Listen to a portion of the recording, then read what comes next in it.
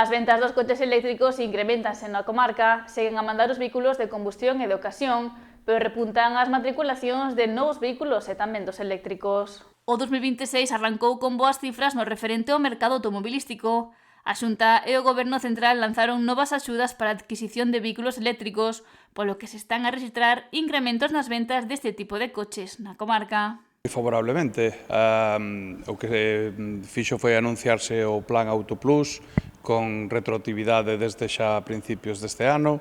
Estamos esperando aínda que salgan as bases para ter o coñecemento exacto de como van a ser as características do plan, pero bueno, isto está animando a que se sigan as ventas de coches eléctricos e a que se siga mantendo a crecente que levamos o ano pasado. Xa se coñecen as primeiras cifras de ventas deste ano e en Galicia rexistrouse un crecemento do 30% en febreiro no referente á comercialización de coches novos. O mercado está crecendo, aínda que empezamos o ano un pouquiño dubitativos. O mes de febreiro no mercado nacional experimentou un crecemento dun 7,5%, que é bastante ben.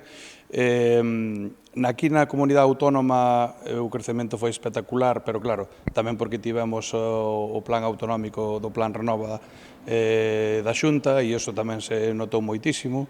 E entonces, bueno, seguimos con cifras ascendentes. E o híbrido segue a ser o rei das ventas. Casi acapara o 50% das ventas e o mercado do eléctrico tamén se está mantendo, pero, bueno, como sempre digo, a hibridación ahora mismo é o que acapara todo.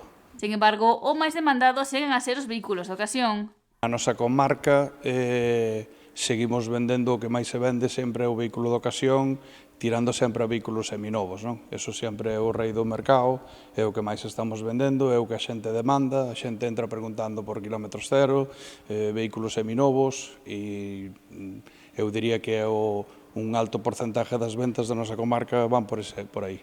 E dentro disto, o tipo de coche que máis se busca é o SUV. Esa xa é unha tendencia moi recurrida durante os anos, non? A xente ven buscando coches altos, coches tipo SUV, tirando a compactos, o que máis se vende, non grandes, coches 4 metros, 4 metros e medio, e é un pouquiño o que máis se está demandando.